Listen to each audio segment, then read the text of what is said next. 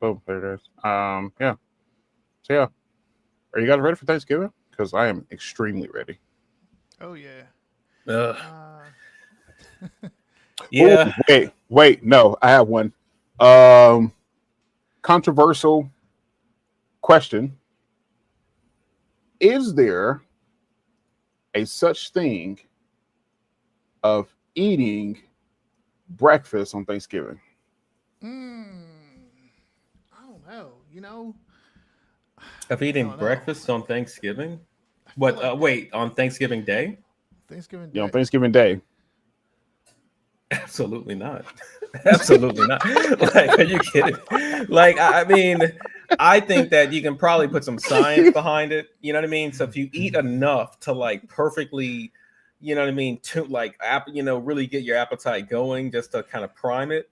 Because Yeah. if you're too hungry, then you can't eat. And I've definitely done that.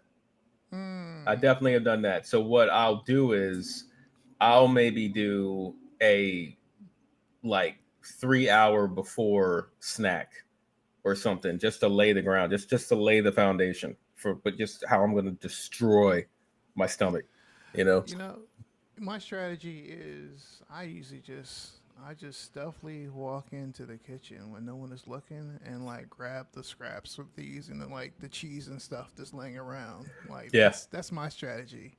that's awesome. So I have like it's almost like a pre Thanksgiving, lead up to it. Grazing. Yeah. Grazing, there you go. Pre Thanksgiving grazing. That's exactly what I do.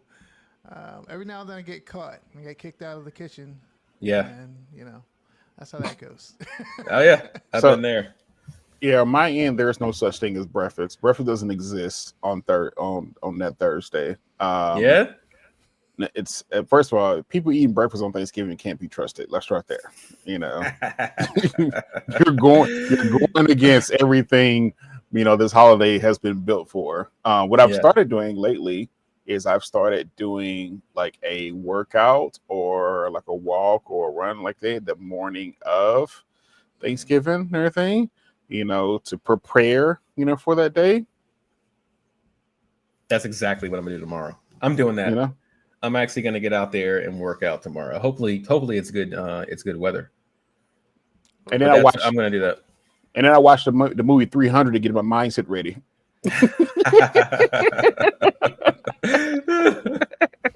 Your family's like that, man. Golly, man. It's like that around your family. Jeez.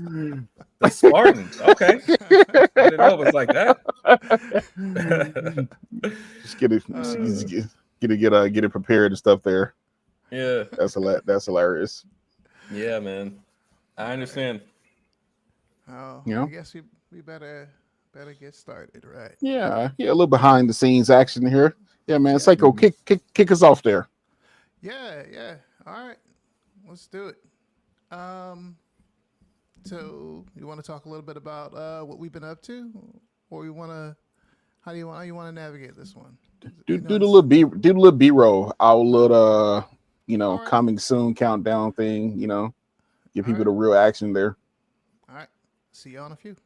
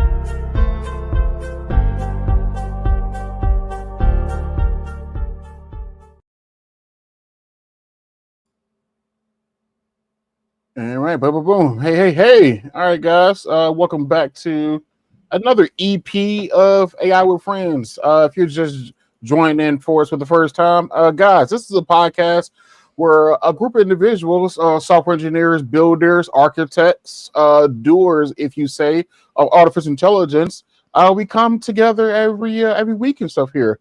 Fun fact: we've been doing this conversation in private for like the last year plus. We've been having conversations around some of the things that we see that's happening in the world of artificial intelligence, sharing some knowledge, sharing some tools, building together, if you will. And so one day we decided to say, you know what? This may be beneficial for the rest of the world. And then here we go, EP12 of AI with Friends. Guys, my name is Marlon Avery. I am a GenAI doer, builder, architect, garbage man, you know, so if you will. Custodian. You know, custodian, principal, you know. I'm gonna let the fellas introduce themselves, man. Sekou. Yeah. Hey, everyone. I'm Sekou Doumbouya. I'm a cloud engineer, old school, gray beard, Unix administrator. Been doing at this thing for, I don't know. I just keep saying 22, and I'm realizing every year I'm saying 22 years, which means it's longer than that. But I'm just gonna stop right there because I'm gonna keep aging myself. There you go. Yeah. Want to go, Adrian? Cool. I'm Adrian. I'm approaching the OG level. I'm about to be over the OG hill soon in the web development space. I've been doing this for about 12 years. I'm a real legit OG just in overall IT, because I go back way to Novell with this. So, you know, it's for those who know, they know, you know. But that's me. Cool. And yeah, so guys, typically what we talk about and stuff here, like I said, we're builders, we're doers. We predicted a lot of things, we've built a lot of things, and now, you know, we get to share our knowledge from practitioners. You know, all of us right here, you see, we're practitioners, we're in stuff in this space. And so typically we kind of like to discuss some of like the trending topics and stuff that's happening in the world of artificial intelligence. We kind of get our point of view. You know, we tend to agree sometimes, we tend to disagree sometimes, particularly especially things around like who's the best Batman. Anyway, and so you know, we those type of things may get thrown in here. We may have to pause the live, have some behind the scenes discussions, come back to you guys and everything, and then we'll be ready to kick off and everything. You know, but we like to kind of like dive and stuff in some of the world and everything, and we've had a good eye on just kind of like where things are headed. And so we like to share these things with professionals like yourself, hopefully with the hope and everything that you'll be able to equip yourself as we kind of start to build towards this AI-centric world, say AI-centric universe and stuff we're going to live in. And so hopefully you'll be able to benefit it professionally, if not monetarily, if not just overall in life and everything. And so with that being said, let's kick it off. So here we go.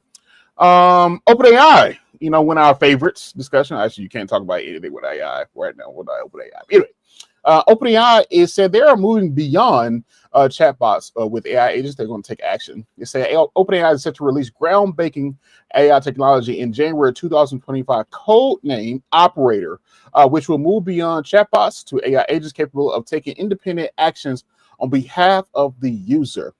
These computer using agents will be able to execute tasks with minimal human intervention, handling multi-step process like booking, traveling, or writing complex code. So this marks a significant leap forward in the AI revolution, transitioning from passive tools to active problem solver.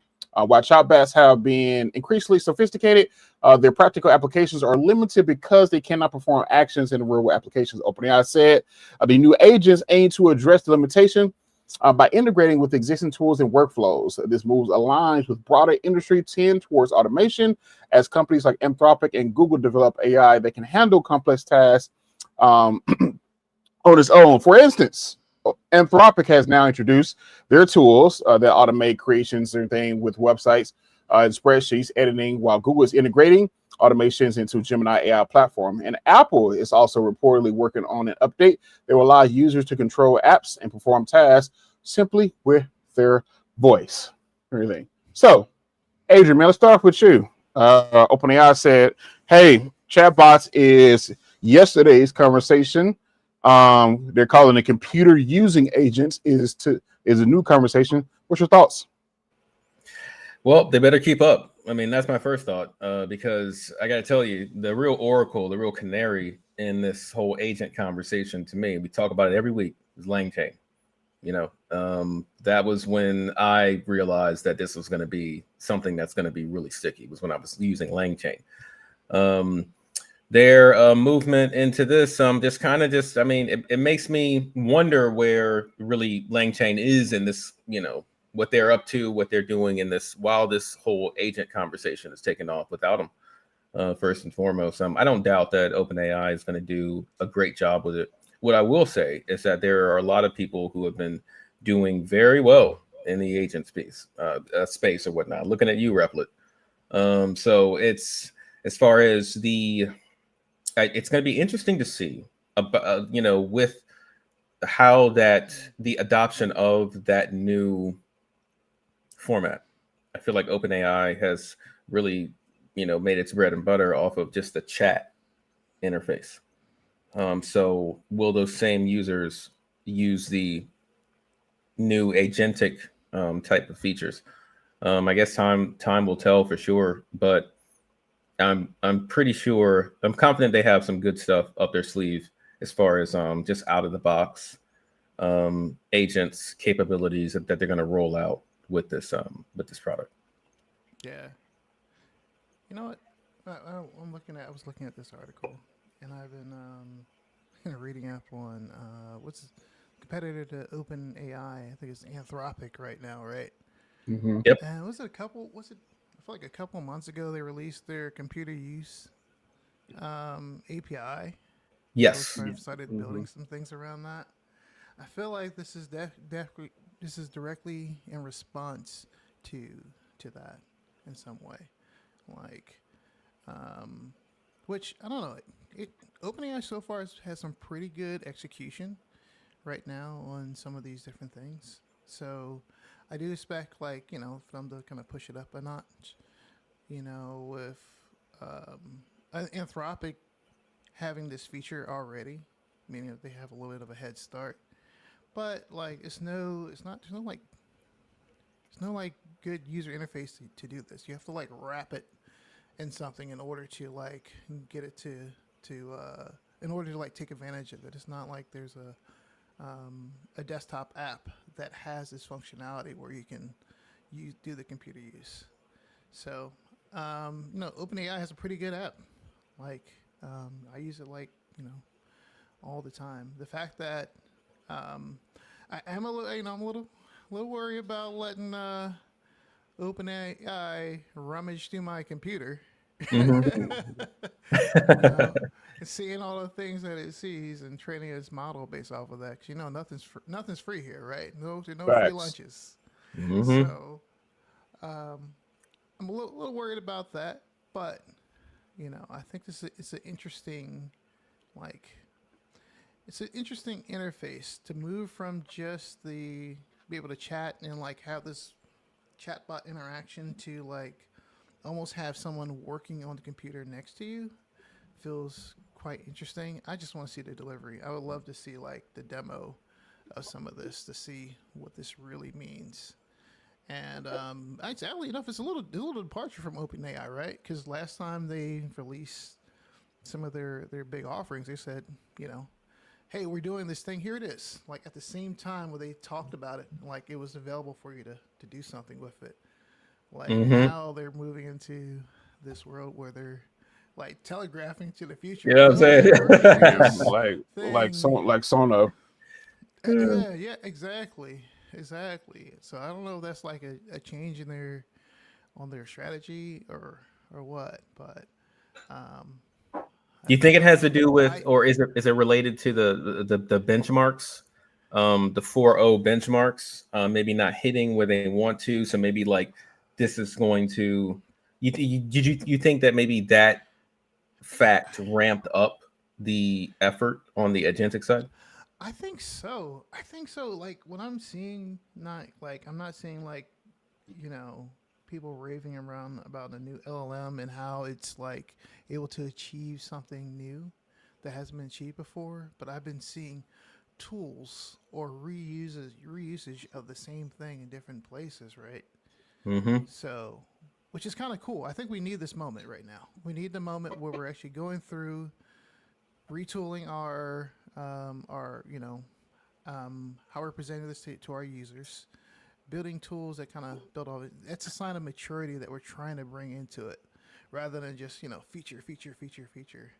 Yep. So I don't know. It feels like it's a good thing, but I do miss it. I miss like I feel like the days where we're just you know new things are being pushed out and we're like excited, like, oh hey, look at this drop just happened. Yeah. Well, that's a sign that that's changing a little bit, right?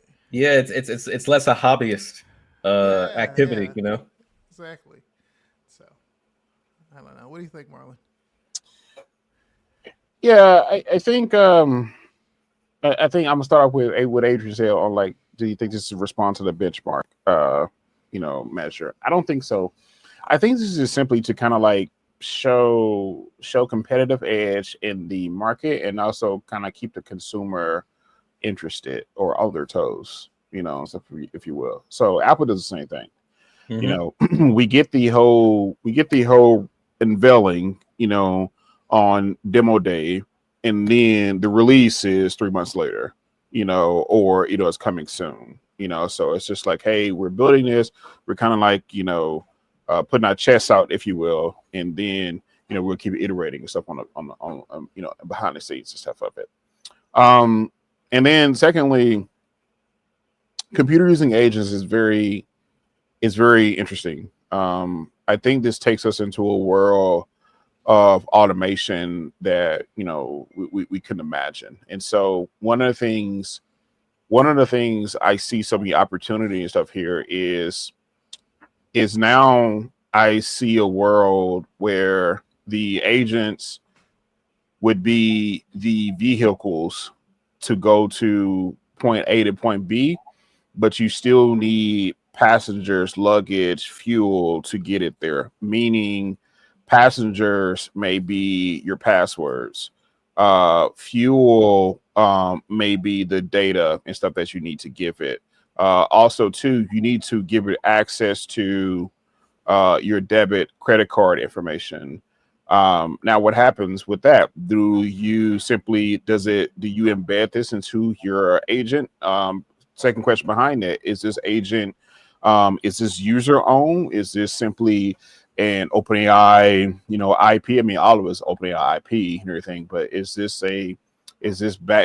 I just going to trust all my data to be within OpenAI, or would I be able to connect my 1Password, to my agent? Will I be connected and stuff there? I mean, I think right now we don't know. And I think some of those questions will really determine how well this transition happens for your everyday consumer. And also too, I don't see the everyday consumer probably integrating this into their world in probably into Q3 at the latest. Yeah. Especially short like of easy integration. We're talking about a desktop situation. We're talking about it running your computer. You bet it's paramount that it's easily going to be able to integrate into your email, into your things like that, if that's what you're going to want. Yeah, I'm just waiting for someone to. Well, I'm probably going to be that someone to run this inside of a virtual machine, just because I don't trust it. Yeah. But one day, who knows? It might break out. Yeah. Or the next computer you buy will come with it. Sometimes you got to pop out and show. No. Only on AI with Friends will you get a Kendrick reference talking about artificial intelligence. Only here. Exactly. Now we gotta talk to our lawyers to figure out, can we say the N-word on this podcast? Anyway, right. But yeah, I definitely see this. I definitely see this as movement. I see this as kind of like going place. I think if I'm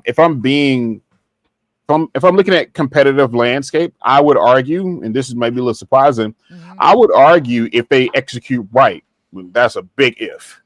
They execute right, I would argue Google has the hand up in this type of area, computer using agents, because they already have so much more of the consumer data already. They already have the credit card information. They already have passwords and everything. They already have Google Flights. They already have to be able to book hotels. And stuff, all these things like that. They already have the web browser aspect of it. I mean, the web browser for now.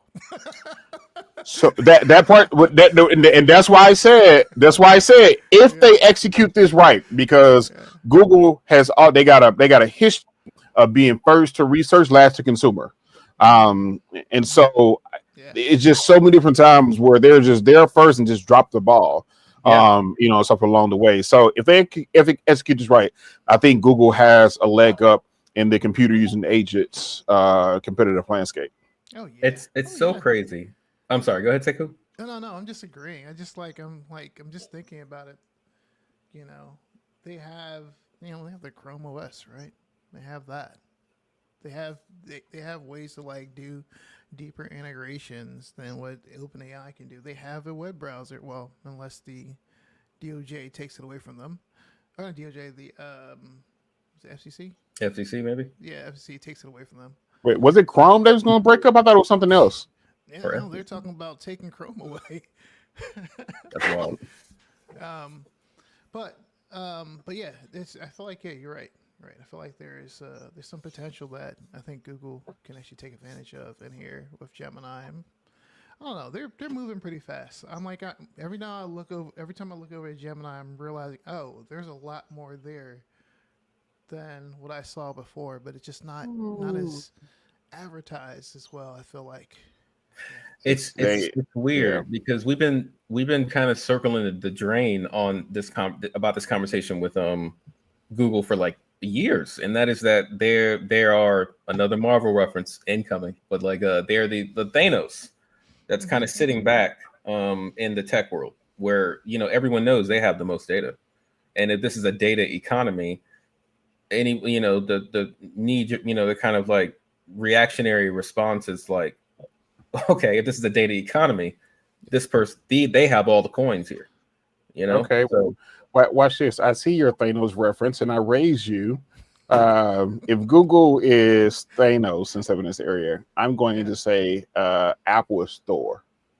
Apple is Thor because Apple has consistently behind the scenes wait to everybody kind of build what they're going to do and everything. They come behind, and they include it into the Apple ecosystem, and then boom, that becomes the main thing. They did that with the wallet.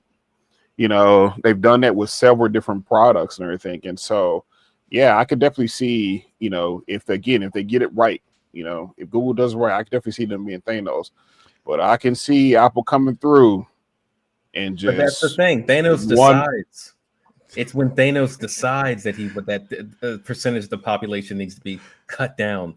And that's what I think is like the looming threat that it's always a thing. Google can just do this. There's a I'm pretty sure there's caution on their side because they don't want to seem like a monopoly because they hold all these pieces together. You can start connecting these dots and say, oh, you own this piece, you own this piece. Oh, you can decide if a market exists or not whenever you want.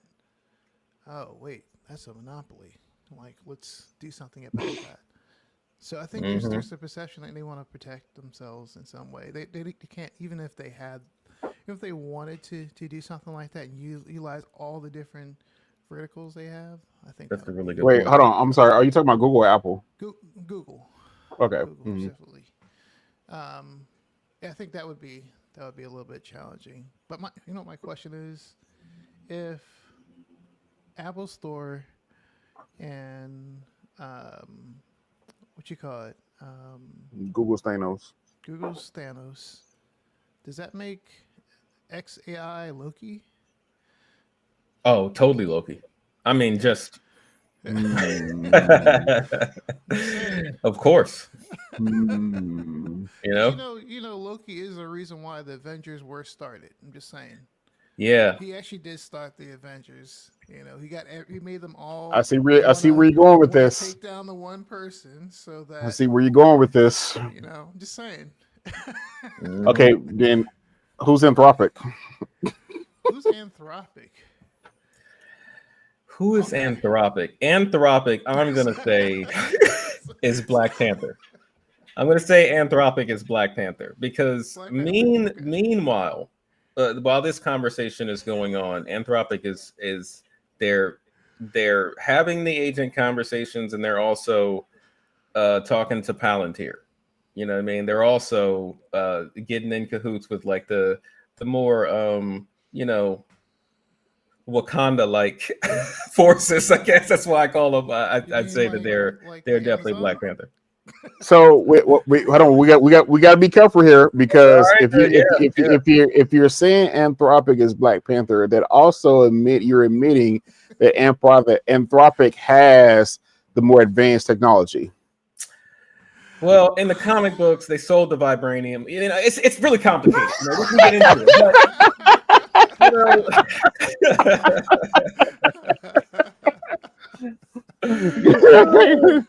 it's not the most researched comparison. I'll say that, but it's just the first thing that came to mind when it comes to them because I think that like they're kind of under the radar in a lot of ways still.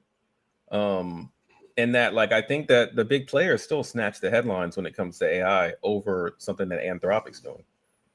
So Yeah. You know what? The thing is, when I use Claude, and actually any of the tools from Anthropic, they always seem very polished. But I'm always using it from like an API side or a piece of Mm, software that integrates with it. Like I never use the actual like their they have a the little web. app yeah, or the web on the website. Like never use that at all. Not that there's something bad about it, but like I've already like got muscle memory at this point in time. I hear that. When it comes to like using um, ChatGPT. OpenAI, So ChatGPT. Yeah. yeah, Yeah. Same. Yeah. Very much the same. Okay. Cool. All right. Cool. Here we go. Moving forward. So NVIDIA has now entered the AI music arena with a platform called Fugato. NVIDIA, the leading computer chip manufacturer, has launched Fugato, an AI music model designed for music generation and audio editing. It says Fugato is told to be a swift army knife for sound, capable of creating music from text or audio prompts and editing existing audio with remarkable speed and precision. One of Fugato's key features is the ability to manipulate audio elements, such as adding or removing instruments, changing a voice accent or emotion, and even making instruments intimate of animal sounds. This level of controls open up a new possibility for producers, composers, and musicians. NVIDIA claims Fugato is trained on a vast data set of audio samples compiled over a year, ensuring high quality audio's output and compliance within the copyright laws. I said the company emphasizes that the model's emergent properties, which arise from the interaction of its various trained abilities, enables its combined free form instructions. While NVIDIA envisions numerous use cases for Fugato, including scoring visual music media, editing specific parts of music, and manipulating voices, there is one catch. It's currently an internal research project and not available to the public. So this move signals NVIDIA's ambition to challenge existing AI music models and its potential reshape of the music industry. Adrian, we're going to start with you again. You know, you have the entertainment background, specifically, you know, in music, specifically around engineering, you know, too as well. Not sound engineering, but being a software engineer and stuff in as well. Oh Uh, no, we can get into that too. We can. I mean, go, my bad. you know, because I was going to start this conversation with my experience with Fruity Loops, in the you know Go ahead. pre Y2K experience with Fruity Loops on my compact computer. But You definitely paid for that, I'm sure. Yes. huh? You definitely paid for that. What's LiveWire? Of course. Pre Y2K, yeah, that was a weird time. So, Yeah. I got one word for you. Whereas. All right. So I would say so. I just found out about this product or this announcement today, and yeah, super impressed. Of out of the other audio tools that are there, I feel like this one. I feel like that Star Wars reference ain't coming, but that scene in Phantom Menace where Darth Maul is like pacing back, kind of his fight with Qui-Gon and Obi-Wan kind of gets broken up, and there's that bit where he's kind of pacing back and forth and waiting for the doors to open so that they can resume battle. And that's what I feel like the music industry is doing around this article right now, like the executives at Universal Music Group and things like that, because what they have done has made music creation, it's given you a scalpel for that, which I would describe Suno and Udio and the other competitors out there as more of like a battle axe. You know, it's more something more blunt that'll get you a song that is cohesive and you know, together and to a degree. It's not going to be able to. You can get in there and you can fine tune things as well, but this was fine tuning things with text, which was crazy to me. Like the in the demo, the way that they iterated through specific sounds, where at the end of it, you can have your own unique sound that you created. Like you create that, you have that sound that's copyright free. It's I don't even know where to start. Like it's going to be an interesting time moving forward as far as production goes, with just the ability to create tools like this out there. yeah, I feel like they're definitely they're teasing the fact that this is like a research project Yeah. behind the scenes, right? It just means it's almost like Nvidia is saying, "Look what I can do if I really wanted to." Yeah. Yeah. You know, just so everyone knows. That's where the villain story starts. Yeah. Yeah, exactly. This is literally like a villain arc. Totally. I think that like with I don't know. I was looking at this tool. Like there was this one section where someone was playing the piano, and they wanted to add a singing element to the song, and they just said, you know, sing a song based off of whatever this context is to the melody that I just played. That right there, that's crazy. It just makes a new. It's like it brings a new concept to a one, like what was it, one man show Yeah. situation, right? Whereas before you needed the cymbals between your legs, you needed the drum on your back, you needed the whole thing, and you know what I mean. Now it's Unless you're Ray Charles. But, yeah. Oh, you know what? Who I would like to see get a hold of this is Reggie Watts. You know who that is? Reggie Watts. Oh yeah. I know Reggie Watts is. Yeah. Yeah, I would like to see him. Who is that? He's like a loop musician. So he gets on stage with a loop machine that you can make beats on and create loops, and he create whole songs and comedy bits and everything off of it. So it's like kind of like Bo Burnham, but like, you know, kind of really, they're both clever, but you know, really kind of like a Bo Burnham-esque comedian. Yeah, I want to get we guys. We got to figure out a way in the audience if you know or have a connection. We got to get like Timberland or something here to like talk about this. What he's because he's already using some of these tools. So he's already using some of these tools and everything. So I would definitely love to see like his POV in this, you know, and how has it. I imagine, and you know, I'm no musician and everything, but I imagine the principles of how it has sped up the work of an engineer or a blog writer, I think it's similar for a musician, who knows how to use it. So it's not simply just kind of replacing, it's kind of like sped up, the output, to kind of like, output some of these things. And so, yeah, I think I would say this as a fan, as a builder, I see this as being very interesting. I see this as being very fun, but I also see the power shift behind the scenes.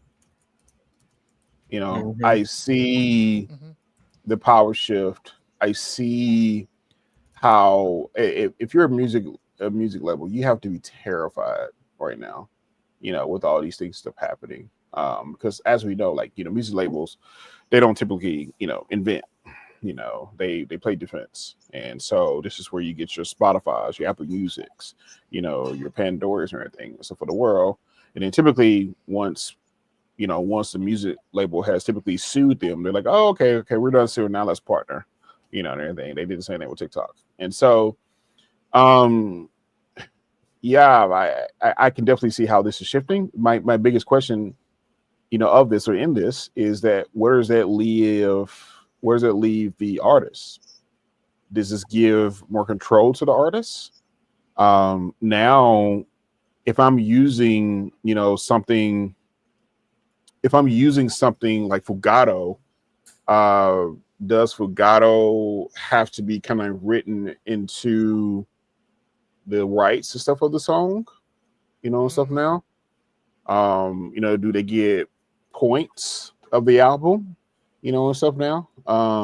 Or is it a one use license where I use it and have the license and be able to, claim it as my own as an independent, and stuff and everything? That's a good question. That's a good set of questions. I was thinking the same thing when we were talking a couple of weeks ago about the UMG's partnerships with all these AI groups, and that if which includes devices, includes people who make beat making devices and things like that. If something like a partnership or things that you create off of that, if they could turn on that switch to where, because this is made, you're using the AI from these artists, then part of the ownership with generating a beat using this beat pad or whatever that you brought here is going to be we get a cut of that. And UMG is nowhere near, not even close, not even thinking about looking to give any amount of control away. Yeah. Hey, it's their business. They're It's a protecting business. their livelihood, right? So, I think the one thing that I think is also just one little takeaway here, the fact that this is a almost like a research project, means that just one of the things that NVIDIA is kind of good for. The areas where they're strong at, I feel like they invest in heavily. And then these research areas, what they end up doing is not about like creating a product every time. It's more about Building the infrastructure. More infrastructure. Like, hey, Yep. we're going to create more ways Yep. that you can use our product. Yep. You can build on top of it. To give you inspiration to make Yep. more. Yep. So that someone else can create a new vertical, but you know what the dependency is? You need our GPUs. This is advertisement. Right? Yeah. It's advertisement behind the scenes, and I think it's super smart. They publish a research paper on this for anyone to see. They go into detail the different experiments. It's enough. It's enough information in there. Like if you want to do the same thing, you can. You have a good starting place right now. But guess what? You need some NVIDIA GPUs to make it happen. You know how I view NVIDIA?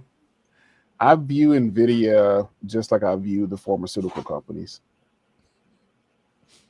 Or are you? Or if you're going to make the comparison, I think you could go into drug dealers. So watch this. They see a problem, present a solution. Here's the solution, or we partner with other institutions. Here's the solution. Here's the research for the solution, and everything. The side effect of the solution, like Sekou said, you got to use our GPUs. You know, there's always a side effect that rounds them back in that loop, you know, and everything. And so, yes, you can take this, you know, this solution and everything, but the side effects, you know, a lot of times can bring you back, you know, to the source, you know, and kind of keep the cycle, you know, and stuff going. And so, yeah, which is, you know, I guess in this case, can you say that this is for the good? The fact that they're doing this, that they're throwing things back into the ocean for people to pick up and to do things. You know, GPUs at the end of the day are what you're going to need to use to like do this at any scale. Yeah, you can do other things that are going to, of course, appear down the line, or there's other like specialized chips you can use for inference and things like that. But like, if we want to do it at scale, at large scale, those are the folks that I feel like NVIDIA really wants. You're going to need to have them. I think this is a constant flex on NVIDIA's part. I think they're at a place right now where they've hidden so many of their goals. They're trying not to get bored. And so they're just, I would argue this probably came out of like an internal hackathon.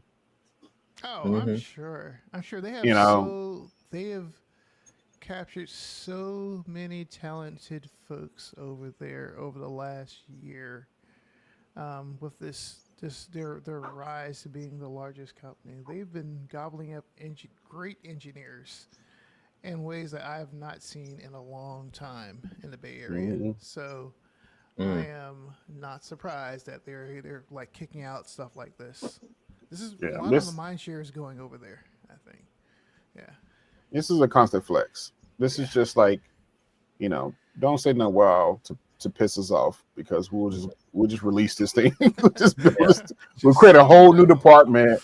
You know, this is a constant flex, you know, of who we are, what we've done, what we built, and while we continue to be better than anybody else out there. This is a consistent flex. Yeah. Whilst chumming the waters. You know what I mean? Chumming the waters. Yeah, and just like it's who's second on the chip side? Is it Intel? Intel, they have like, I know they have a small market share. What was you? On the chip side, well, where's AMD falling now? Accelerators. So AMD is up there, right? But I'm not sure how. It's hard to say. It depends on what you're talking about. If we're talking about inference, then the story is a little bit different. You know, you have the Intels out there that are still kind of somewhat of the king on that side in some fashion, right? But now there's so many specialized accelerators that different companies are creating. You have Inferentia, you have Trainium out there on the Amazon side. Azure has their own specialized chips for doing both of them. But the thing that NVIDIA has that the other folks don't have, since it's a GPU, GPUs and CPUs run on the same machine. So I can get one box that has a CPU on it that can do good, you know, help me with some of my inference work, right? And I can use a GPU for training, which means I can run at high capacity within one system and get the most out of it. So it's still like, if you're, you know, if you only can spend money on like 50 systems, you would probably rather them be able to do both. Yeah. Right? As opposed to just doing one of those like feature sets. And that's where I think NVIDIA kind of like really, really wins right now. So because they can just focus on the one. Yep, they can focus on the one. Yeah, the one until GPU. they come out with a CPU, which here's like this rumbling of them coming up with a CPU. So that will change the game definitely. Interesting. Yeah. Okay.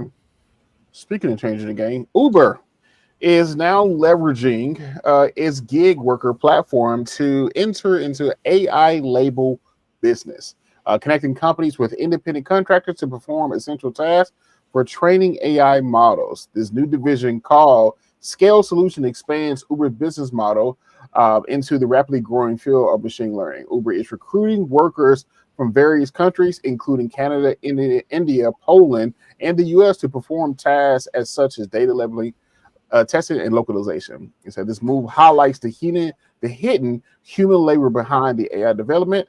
Training AI models often requires numerous workers to complete tedious tasks like labeling images or evaluating chatbot responses. So these tasks are often outsourced to workers in developing countries who are paid low wages.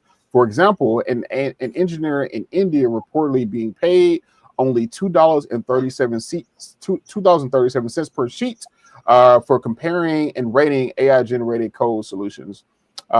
Uber aims to tap into the global workforce by offering platforms for companies to access a diverse pool of workers for their training needs. This isn't Uber's first venture into the world of AI. The company previously invested heavily into self-driving cars, but shut down the program after a fatal accident involving one of these vehicles in 2016.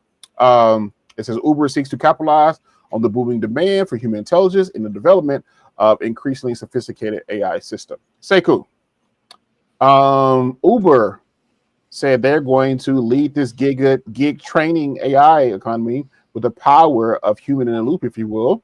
What's your thoughts and stuff here?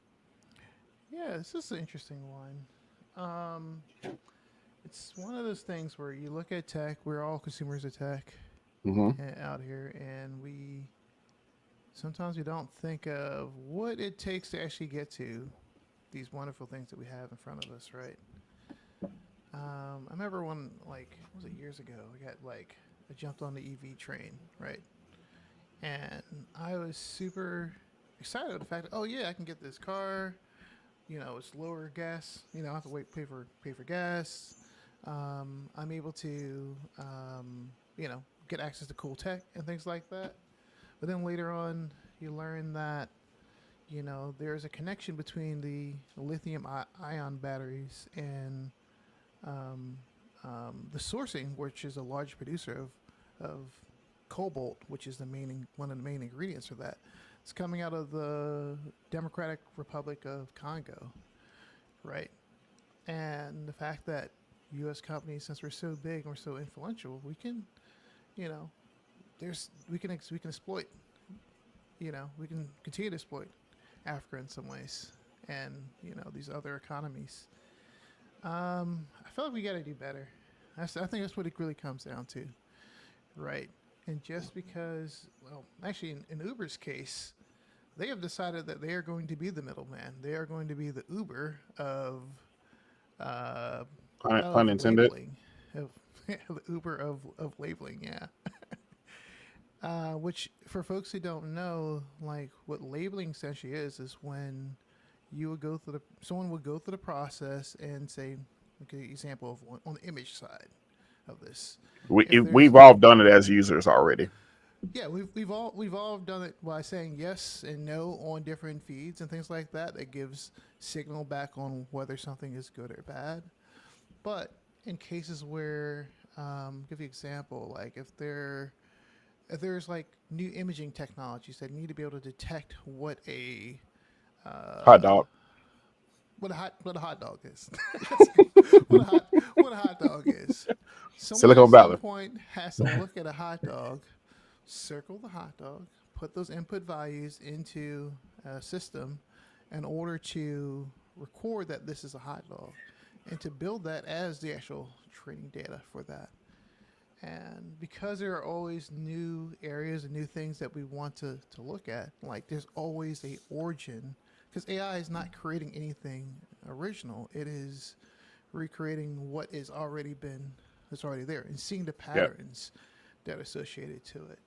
So I know that there was a interview that was looking at on 60 Minutes where they're interviewing some workers over in Kenya who are doing labeling through some third party that other AI providers are using, and those folks are getting paid like, at least in the report, said that the people were reporting that they're getting paid like $2 an hour to go through and do labeling, and the type of labeling is like the most challenging version of that, which is the labeling of like like what do you call the trust and safety type Mm-hmm. material Yeah. to Explicit content. explicit content, and like that it's crazy.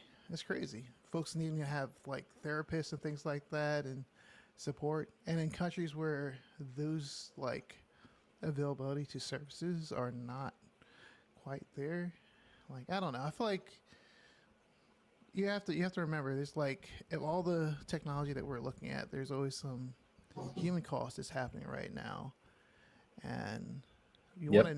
you want to know where your AI comes from. I think that's actually going to be the next thing that's going to come out of this, because I think this is just the beginning of this conversation, especially after that 60 Minutes report that came in. Like, you have the USDA labels on our meat, so we know that our meat is organic or grass fed and things like that. We now Yeah. know that if you buy Yeah. diamonds, you can specify whether your diamonds are conflict free or not, right? Mm-hmm. Even though there's Yeah. still that's a very murky area. Yeah. Yep. Yeah. There's at least some attempt. I think we need that over here on the AI side. We need you want to know that the data set, where it's coming from, not that it's not just if the data set belonged to someone who has like intellectual ownership of some of that training data, but also what was the human cost Yeah. that went into that, right? Went into training that. Yeah. Yeah. That's a good point. So, I'm sorry. Go ahead, Sekou. No, I think that's the end of my thoughts, but I think that's something that I'm when I saw that, I was like, man, I got such an internal reaction of like, oh wow, this is terrible. Am I connected to this? Mm-hmm.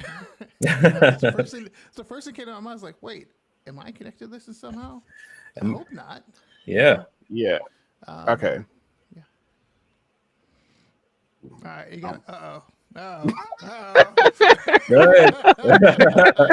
Let him cook. It's better out than in, Marlon. It's better out than. Okay.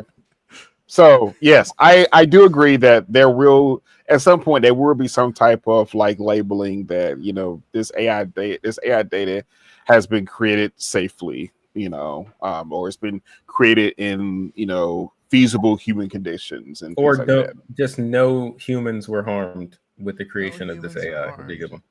Yeah. Yeah. So a couple of things. What's the definition of low wages in a country where the cost of living is already extremely low? When you can't afford to live, cover your bare essentials. Yeah, your bare necessities. You're can't save. Yeah, but That's low wage too.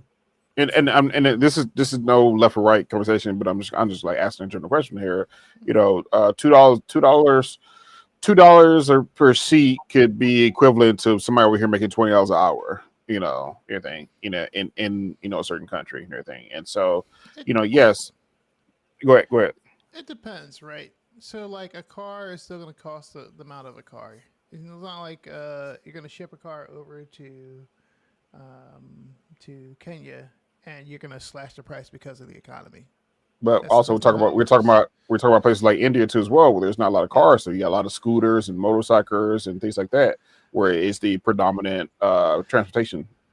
Yeah, but there's global costs, and then there's like individual costs. Like if I'm getting a coconut in India, and I live in Kerala where they have tons of coconut trees everywhere. Like, yeah, it's super cheap.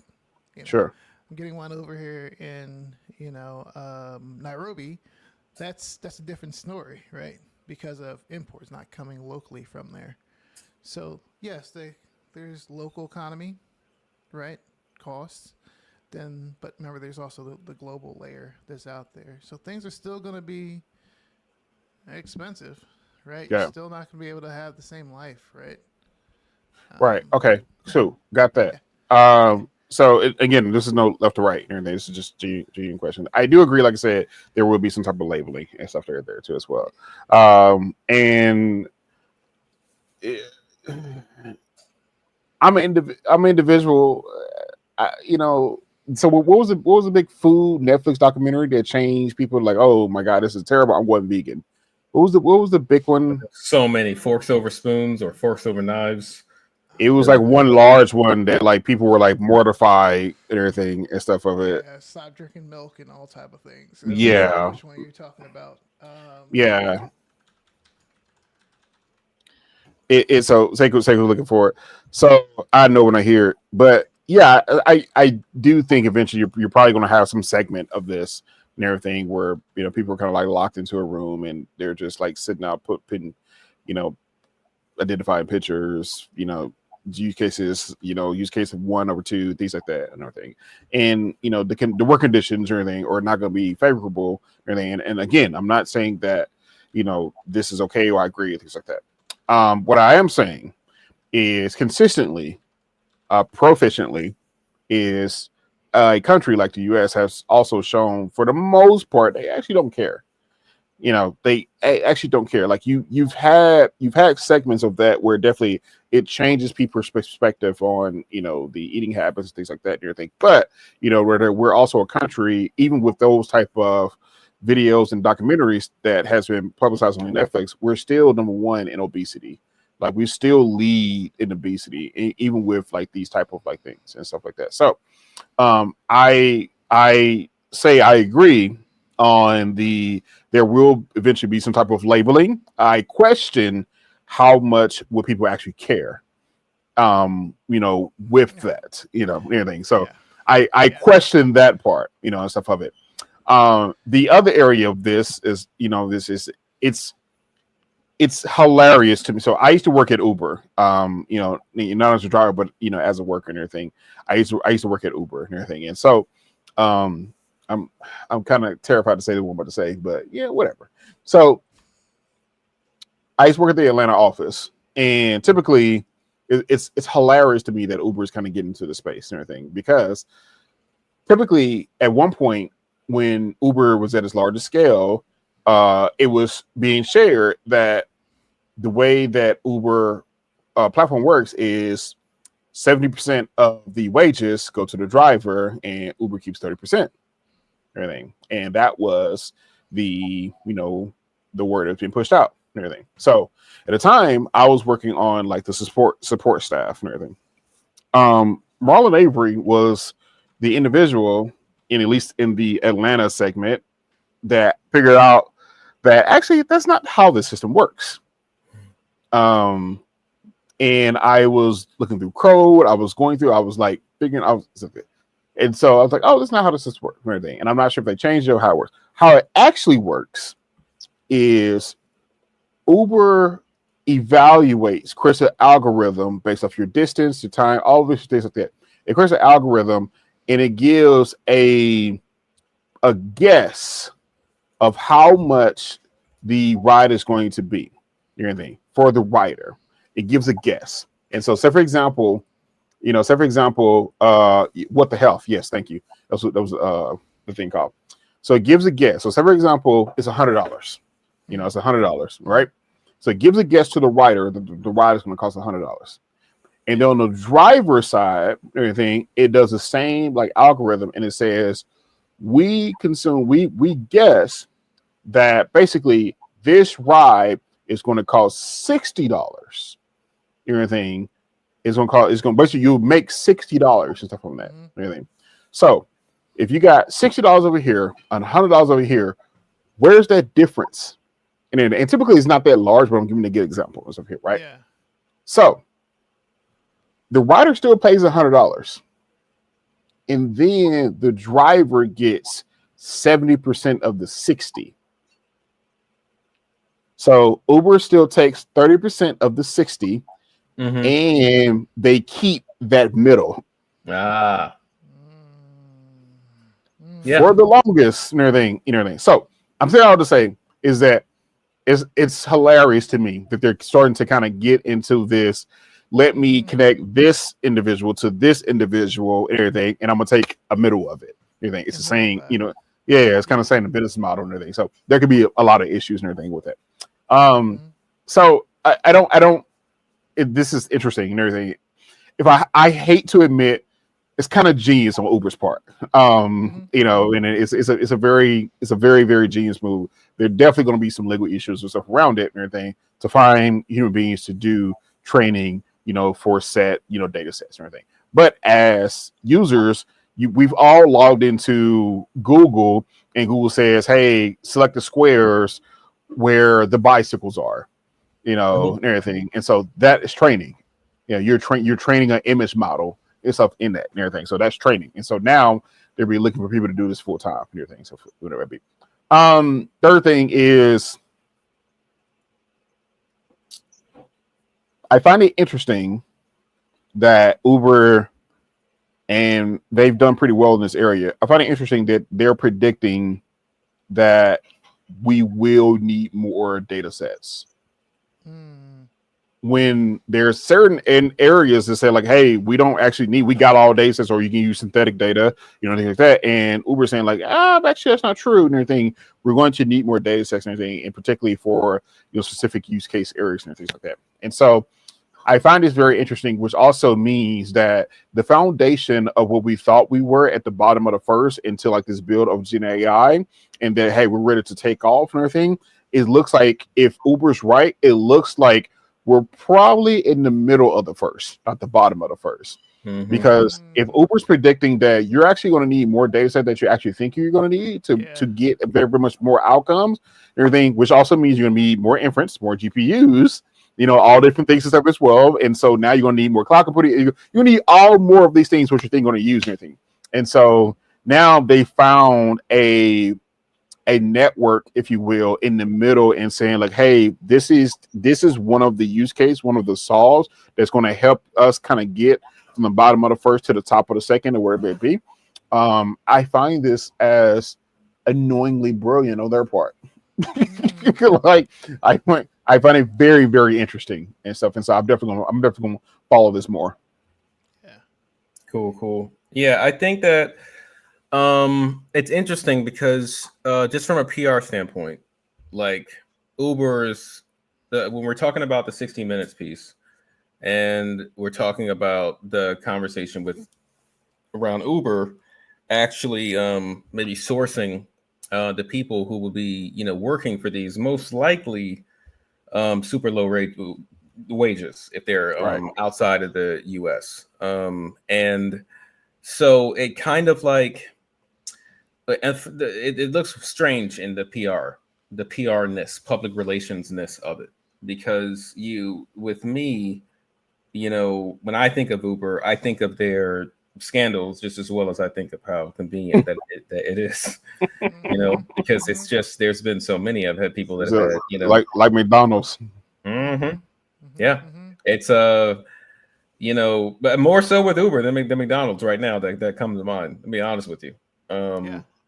So, but it's tough, because in order for this to be profitable, you have to be putting human beings through this kind of thing. And from a like a standpoint of just, I don't know. Wait, human beings between what type of thing? Elaborate. Well, there's got to be human beings in this, and they're involved in this. So the human beings are going to be there that are going to be looking at the images, labeling the things and the things that are in the image in order to train the AI model. In doing that, they're also, training it on explicit images and things like, dismemberment and all kinds of crazy stuff going on where they have to look at and identify as such. The human cost that goes into that. People think about that now, going back to the cell phone conversation and the battery conversation. I think that, it's not rare to have that conversation normally amongst my friends, just like, oh man, you guys think about like the global impact about what is in your phone, and we're all kind of like humbled by it. a little bit like, yeah, kind of, it's really bad. Like at the end of this phone is someone that's having to go through basically, in some cases, a warlord or some bad, situations where it's close to slavery, the way that they have to operate.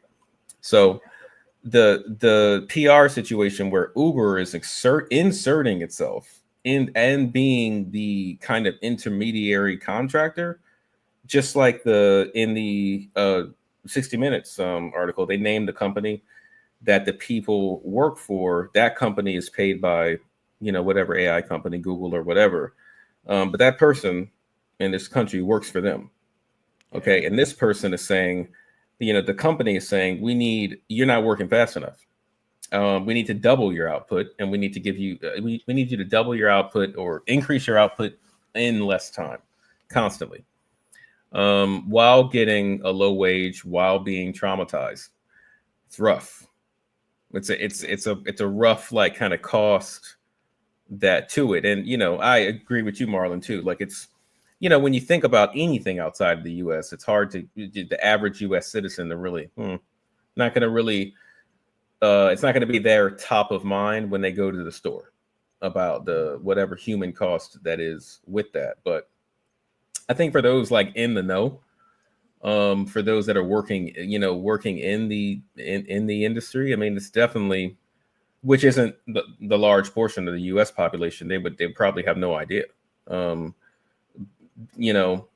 don't know. It does kind of make you think, and it makes me question really Uber's. Why is it? Because Uber already has inroads into these, like, kind of, India, Poland, Nicaragua, places like that, where they can just use their existing infrastructure there to stand up a contractor business or something like that. Is that it? That's actually, you touched on something really interesting here. So I always got to remember that Uber, when you look at their businesses, they're a global business. They're huge. If you travel outside the country and you're getting a cab or something like that, Uber is part of that process. So yes, they have connections within. They have like offices within India. They have infrastructure already set up for that. I would actually say the fact that Uber wants to be the actual company in the middle, and it is the American country, I feel like that actually may increase the standards as opposed to reduce them. Just because, it's a different level of liability if, like, American company is going through and directly exploiting countries, as Bingo. opposed to like some, shell entity that is operating in these countries that can just exploit and take advantage of that fact that there is a super high unemployment within these countries. 60% in Kenya, they were saying. Yeah, 60% unemployment. So, and essentially, if people complain, these shell companies are pretty much, they would just shut down their offices and go somewhere else rather than fixing the problem. You're totally right. It's almost like you're being held hostage, and you're going to be retaliated against in that case. So I think that is actually the huge plus in their business. Because they can't, Uber couldn't just shut down and then reopen again like any of these other companies could. No, they have an international brand. Yeah. They do this, like, they operate in India. You don't hear the same stories from things that they do over there. At least I have never heard any stories that sound like that. So yeah, actually, I think about, like, I think the overall training aspect that we were seeing, at least in the 60-minute side, like, that definitely horrified me. But the fact that Uber wants to be the company in the middle makes me, like, I can at least have a place to put my hope. And right, because it still has to be done. But I would rather it a company that has some type of, like, accountability, and that means they're probably not going to just do it in India. They're going to be doing it over here too. Right, they're going to be doing it at scale in some ways. So, Yeah, they're good. They're good at doing that at a global market. So which is returns me to my original question: what is the definition of low wages to a place that already has a low living arrangement? yeah, It's that the way Uber keeps themselves accountable is a strong word for them. The way Uber keeps themselves clean is their initial language of how they already worded this, which is AI labeling businesses connecting companies with independent contractors, which is giving them opportunity, giving them a choice, giving them an option. Everything you are an independent, you're IC in this area, and you're coming to our service, our platform, sign as an IC, and everything, and then you're automatically agreeing to whatever percentage base, allocation that will be distributed based off of your efforts and your work and everything. It's the same model. It's the same model as the vehicle. It's simply now you're just using human beings to take a a data set from point A to point B. And that's what sucks too. It's because they're contractors. Like, you're not setting them up to actually have a career. You're setting them up as just a contractor, and it's just like. But that's the whole point. It's the what's this?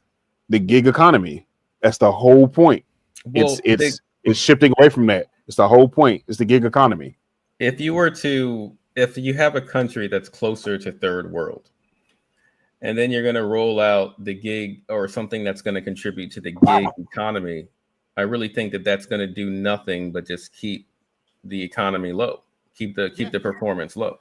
Because there's no upward mobility in that. Yeah, because it's not like people are like if a country has 60% unemployment rate, having folks having contracting positions where they're moving in and out of joblessness that doesn't improve the situation. And also, your ability to say no in that situation is almost like impossible. It doesn't exist. It's impossible. It's impossible. You have to feed a family, right?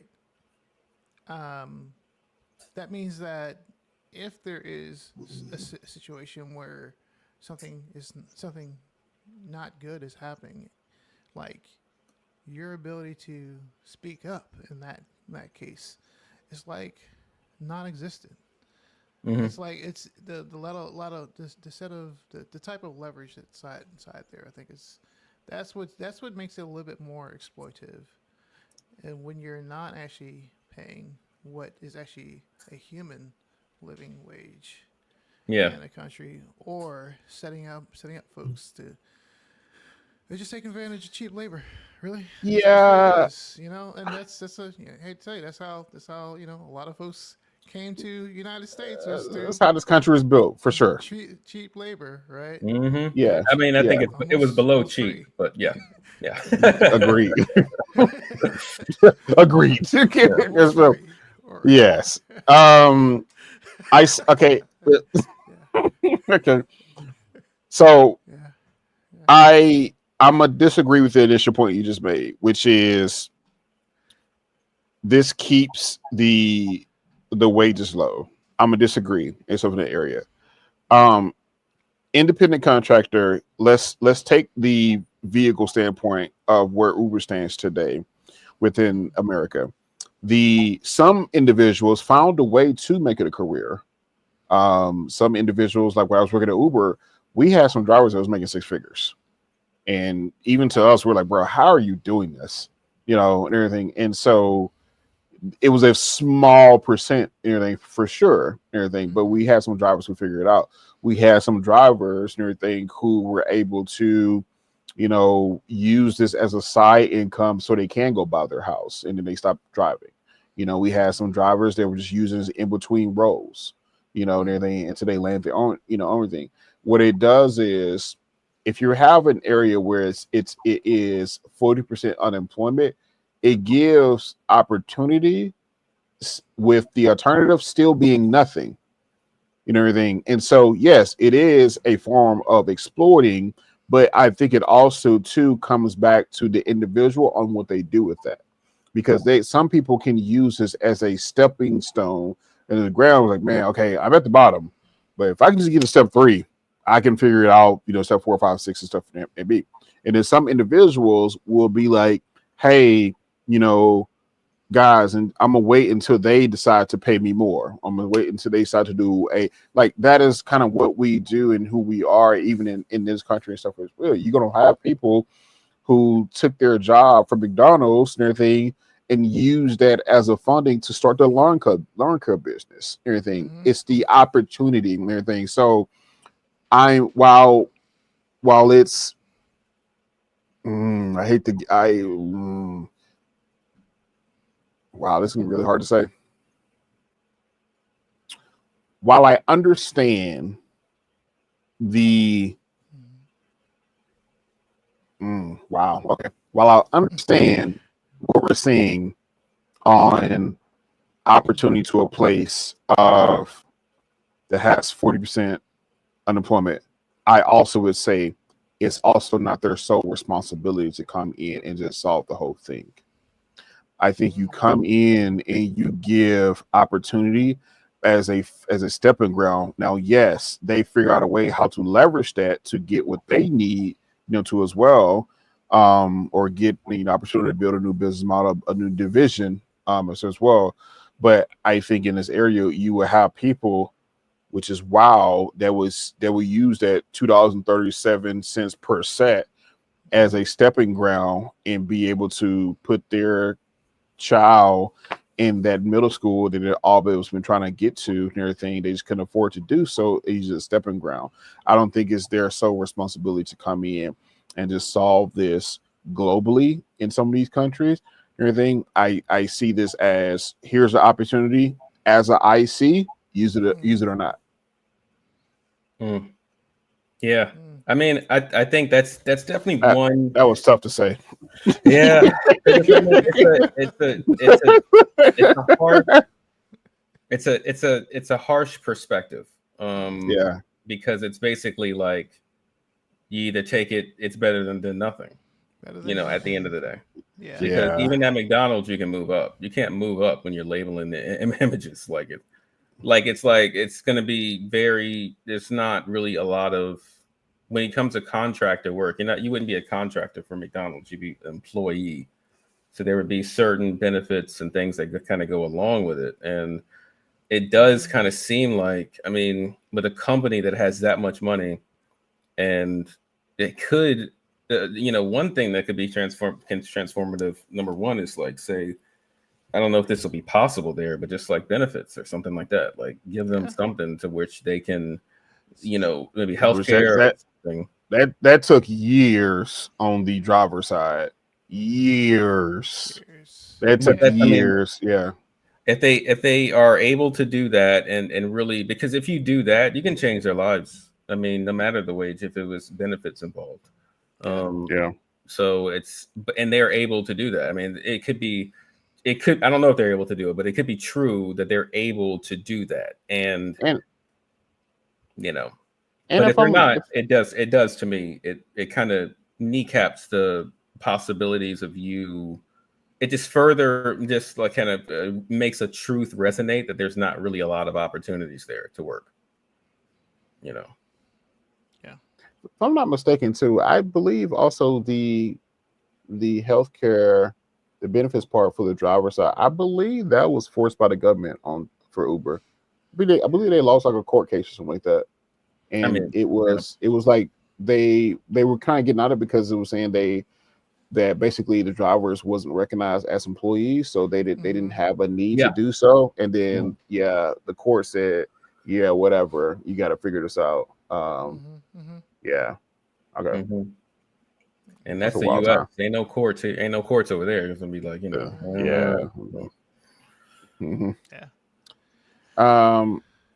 Okay, cool. Sekou, you had any last top thoughts on that one? No extra thoughts. It's actually curious about this next topic that's about to come up here. Well, we got a few and stuff here. I'm gonna save this. I'm gonna save one of them for the last and stuff here.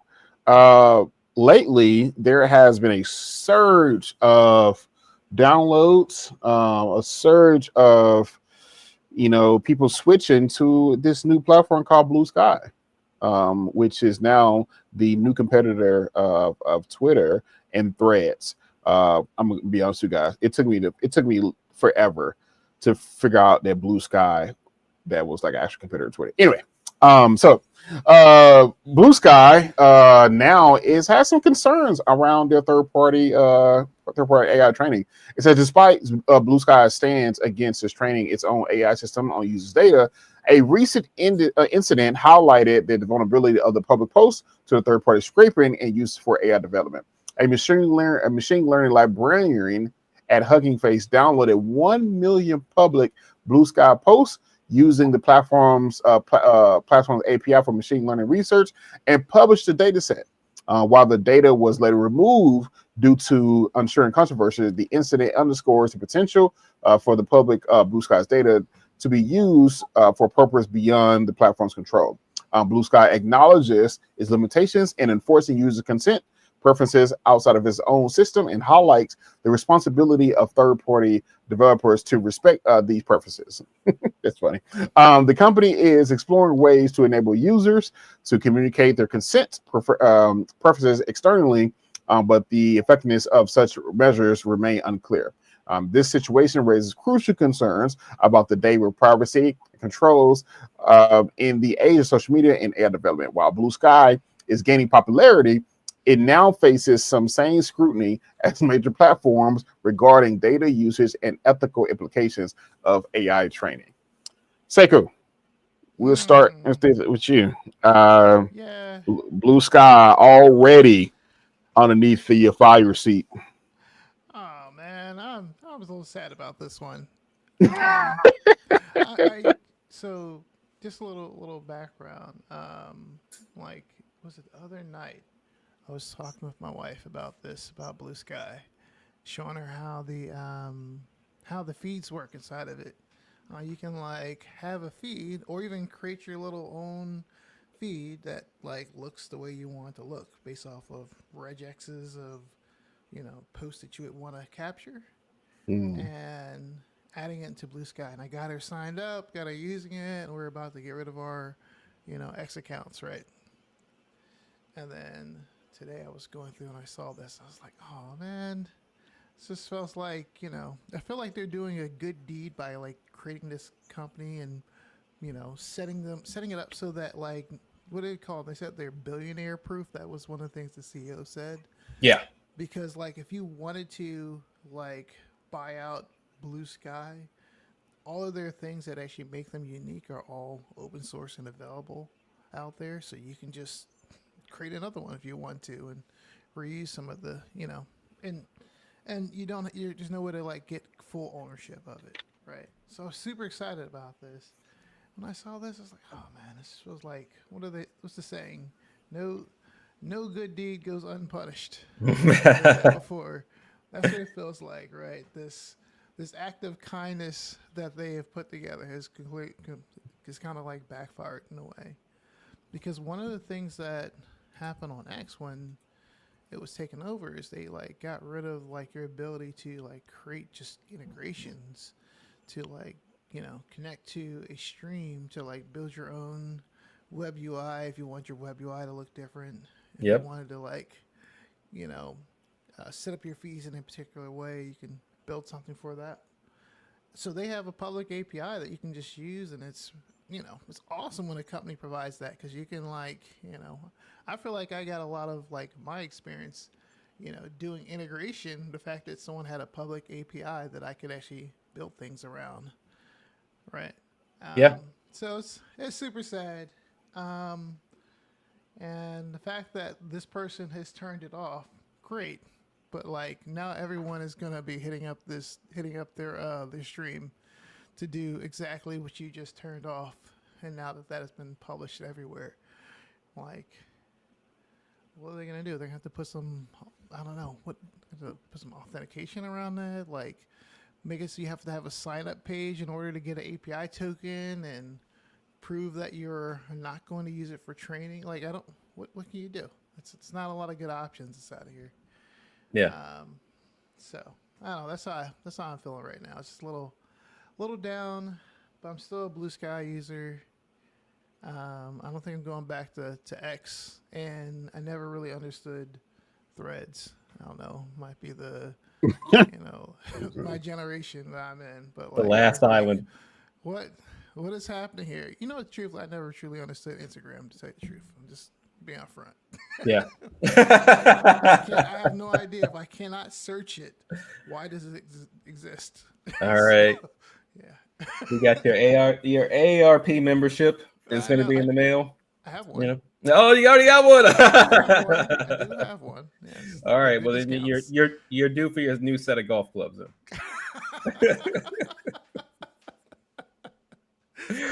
When you re-up. By the way, the Black Sky over 40 is where it's at. I'm just saying. Okay. That's the feed to jump on. Okay. Black Sky over 40. Yeah. Okay. Cool. Well, yeah. We'll circle back on that later. Yeah. So I want to give you, like, what I have to say is, like, I want to just, like, give you like another perspective, because Twitter, all the way up until the takeover, API was wide open. That meant that you can do the exact same thing that you can do. It was wide open. That data Firehose API, they had the exact same one for Twitter, where you can get everything. That was open, and I know that because I use that. I was building applications at the time, like kind of like geographic aware applications to pull social media posts from different, geographic radiuses. So I used it then, and it was awesome. And what I have to say is that I like the fact that it's open like this, because I would like to. There are times where I want to build off of the data that's on X now. So I would like to set up scraping operations or something like that. Well, I have to scrape now because of what they forced me to do. Okay. Be sure to digitize my face too, and blur my voice too. But yeah, it enabled me to really plug into Twitter and really train my own model, like train my own stuff, like do my own training myself, which if you are posting on social media, your data's out there anyway, like it's scrapable. Like, so that's Instagram, Facebook, it's everywhere. Like you can scrape all of that stuff in an automated fashion to backfill whatever Lex Luthor vector database you got on inside the volcano. You know what I mean? You can do that already. So this seems to me like a little bit of like much to do about nothing, kind of like, okay, you're kind of blowing up something that's like is a standard, and according to me should be kind of normalized, the kind of the ability for us to pull consensus sentiment data ourselves without, because X is doing it. X is all using that to feed their own system just internally. Okay. So I like to have access to that too. So I say I'm all for it. Keep it open. And right now, the way that Blue Sky was launched was really probably their uptick in membership recently. It probably has to do around the election, where it seems that people made a kind of like a blue exit, if you will, like to the Blue Sky platform. After the election, there was a lot of stuff like that. But now, me personally, I'm thinking like, okay, well, now this is just another polarized area. So I'm still on X. I'm still an X user, still checking articles and using that as part of my like daily news feed. Because I almost feel like I don't want to jump to, not to get into politics here, but I'm not trying to jump to like the liberal parlor at any point. You know what I mean? I like to stay in the middle with my, news, and my feed on X has not become radicalized. I'm sorry to hear that about a lot of people, but my feed on X is not. So that is there, which I will remain. However, if there will be a mass exodus, I will gladly join Blue Sky with my fellow brethren and enjoy the hopefully still existent Firehose API. Yeah. So I gotta tell you for my experience on. I'm not trying to convert you, by the way. I'm not trying to convert you. Okay. But All right. just saying, the fact that you can choose your own algorithm. If you want to have an algorithm that looks like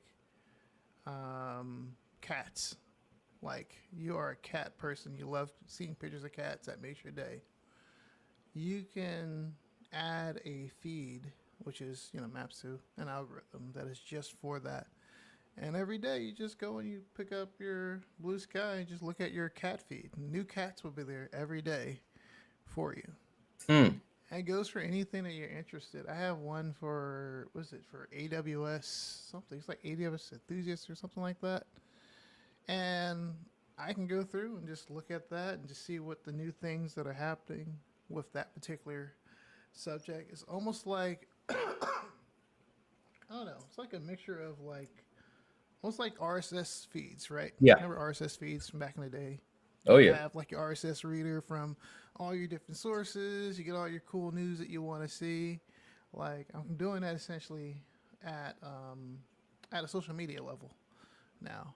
So there's what they call Black Sky, which is it's like Black Twitter, which existed, but like you had to be plugged into the different folks in order to and they were not like for me, and I found out about Juneteenth in my 30s. All right. And then so I have a history of being very late to whatever the black people are doing, like where they're at. When they told me about Black Twitter, I thought it was something I could just hop on, and then I figured out it was a series of accounts that I should have already been following.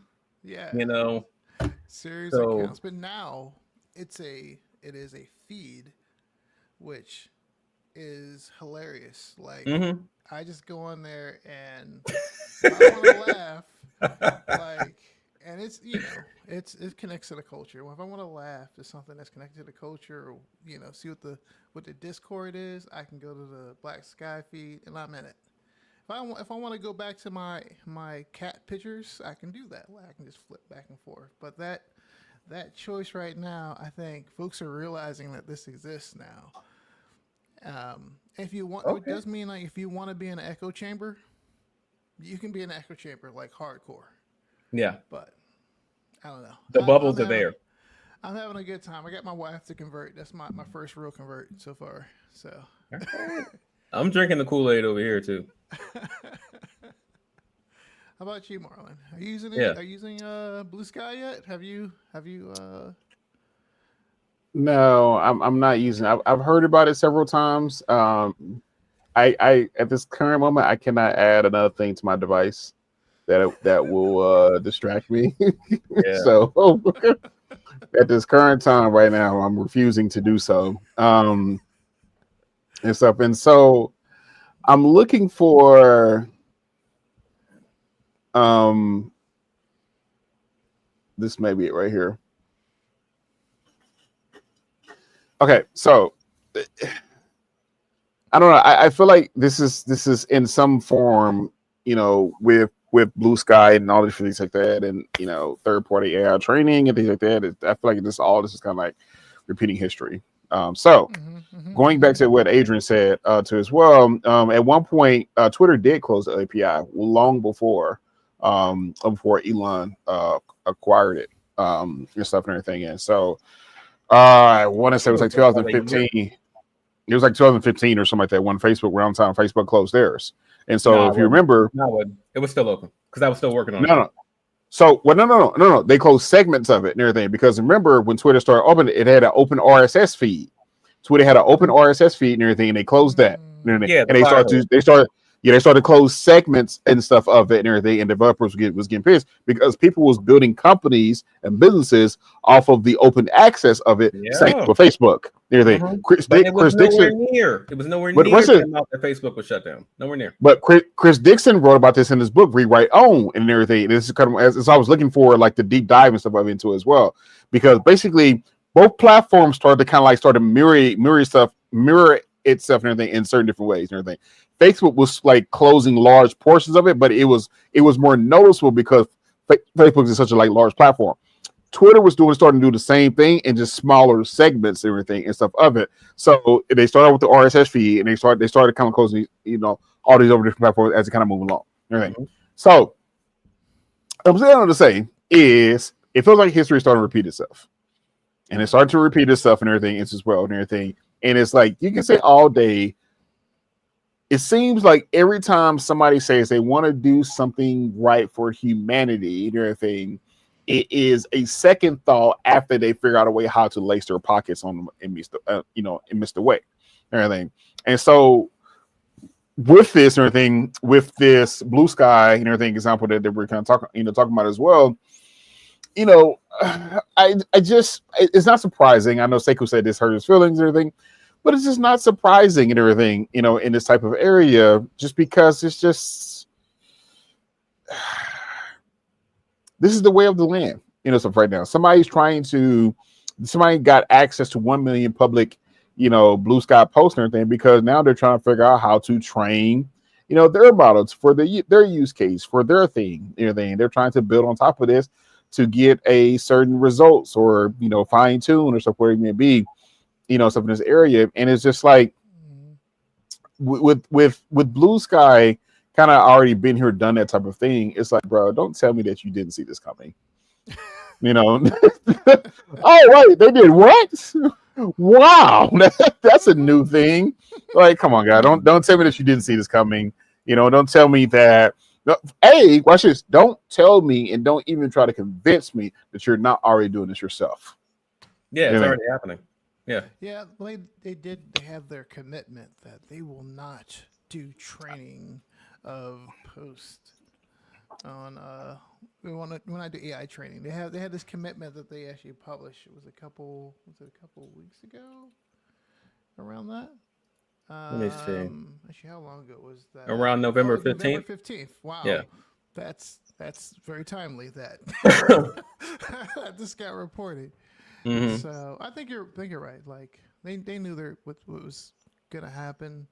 This is all publicly available information. I think the challenge is that makes training on this information so much different is the fact that one day maybe they'll have enough data about how I speak on Blue Sky to say, hey, do X and write this article in the style of Sekou, right?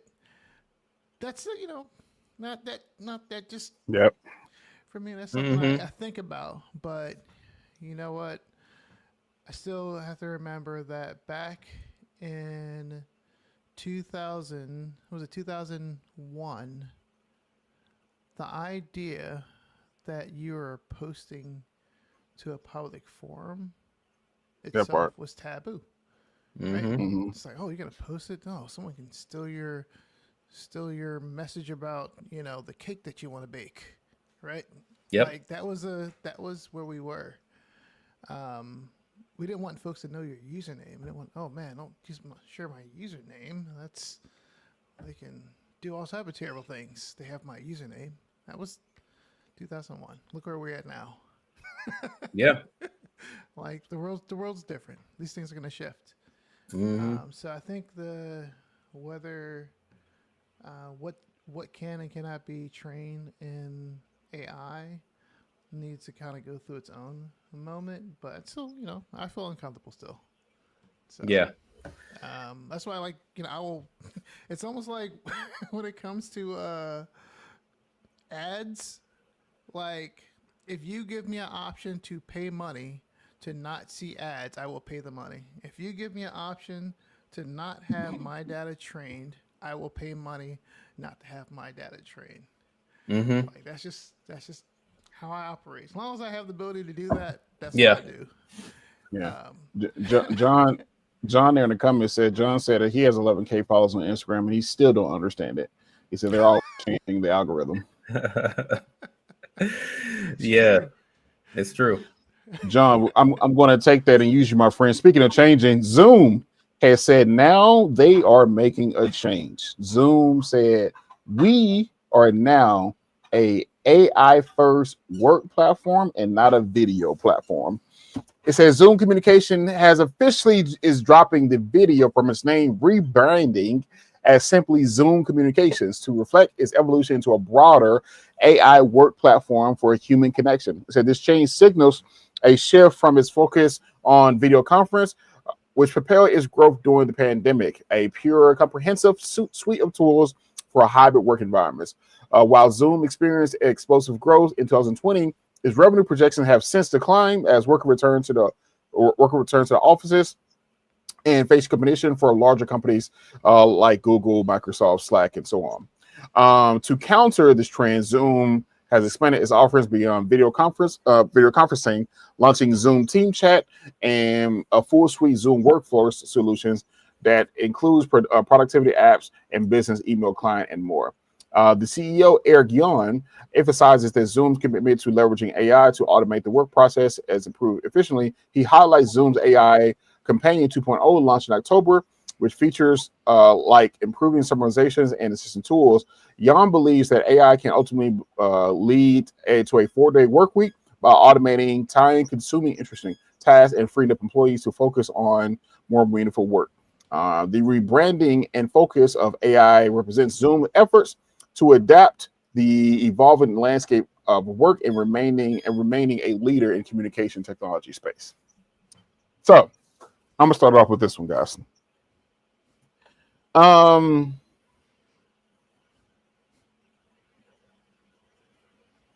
I see this as I see this as a smart play from Zoom part. I see Zoom kind of trying to enter into the atmosphere of becoming a competitor to Google versus just being a competitor to Google Meets.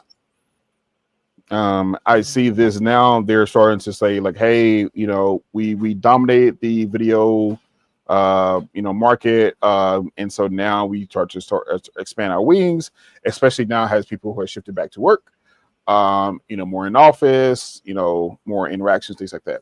So I see this as a smart move, so the Zoom part. It looks like they even mentioned to say, hey, we want to start offering business email, for client productivity apps, as well. And so, yeah, I mean, I also see not only Zoom doing this, but also, if you guys remember, one of our first episode, we talked about Slack, doing this, kind of getting into exactly they're going to start to, introduce more AI productivity apps. Same thing with Salesforce, too as well. And so, yes, I see this now as a kind of business suite of opportunity stuff where Zoom is starting to see, and I think it's a smart move, I think. And so we'll see, now who kind of figure out who dominates that market, who can be, the most eccentric platform, for businesses, small businesses, large enterprises, and Zoom feels like, they already have your video, stuff here, why not use this for email? Why not use this for,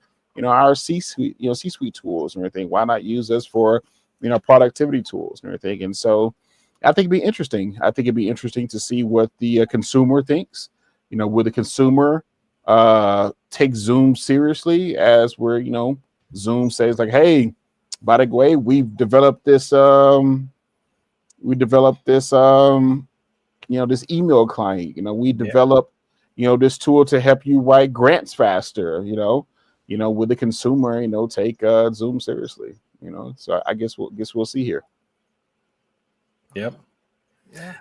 Yeah. I think that I think it's cool, but I also think that this is like after 2020, Zoom, the C-suite people at Zoom basically have been on like a vacation, and they come back tanned And they come back like, okay, let's just 4 look years at the later. wall. 4 years later, let's look at the wall and let's figure out what are the things that we Let's come said back that 10. maybe possibly we're gonna get us like back That's funny. being competitive pre 2020. Let's look at that board and let's do one of those. And then they just took a dart and they said, oh yeah, the Slack, boom, team chat, boom. Yeah, with the AI stuff, yeah, let's put in an assistant that'll translate. Like, meanwhile, there's so many plugins to Zoom that do exactly this. So Great point. they're like working a little bit backwards, where it's like, okay, well, working against their partners, really. Because what I would see Zoom is when you have a product that you have integrations for, you should, and you could invest into those integrations, or you could look at the existing integrations and be like, yeah, we'll just do that. And I would have probably liked to see Zoom go more in that direction of just really developing its integrations further in that area, rather than the shift to AI, because where they're going with it and the avenues that they're going with it, like say like with the team chat, that is that's gonna be a product that's gonna be hard to differentiate itself from Slack, as far as capabilities out of the box, unless I'm missing something. And when it comes to the Zoom AI companion,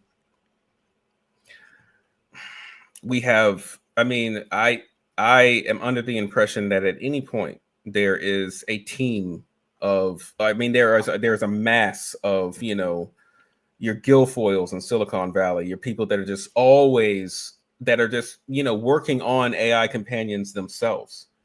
So it seems a little bit unfocused and uninspired to be like, oh, we're an AI company because we have things that do AI stuff now. Boy, what really is going to happen, I think, is going to be a merger between them and Slack, or them and one of the other competitor, or one of the other platforms like that are kind of in this space where they have reached the plateau of user acquisition, you know, kind of, or they plateaued there. So they're going to have to figure out either ways to innovate or who to buy in order to get more, you know, market share. The merger thing is really interesting, because literally I was just Googling Zoom's value. They have a $27 billion market cap. And then I also just looked at Slack as well, and they have like a 25 billion, you know, market cap and everything. And so I think the merger thing, because I was looking at basically who can Zoom acquire, you know, or who could acquire Zoom and everything, instead of like trying to build out this width of, you know, tools and, you know, everything, and trying to, like, you know. So I think the merger thing is interesting. Yeah, everything. I'm not sure. Yeah, it does ill now. Which I say they buy them. Well, you know what? Remember, Slack got acquired by Salesforce. Yeah, that's what I'm saying. The same umbrella. I think you might be looking at their frozen market cap, because they're now Salesforce now. So yeah. So, and actually, you know, just from his experience, you know, seeing how these giant enterprise companies work, like they're like, how am I gonna explain it? If you make a competing product on any of the verticals, and you're to an enterprise company like a Salesforce or Slack, the first thing that happen is like everyone will uninstall Zoom across the board, because now you're competing. They don't want to give you any money to fuel you.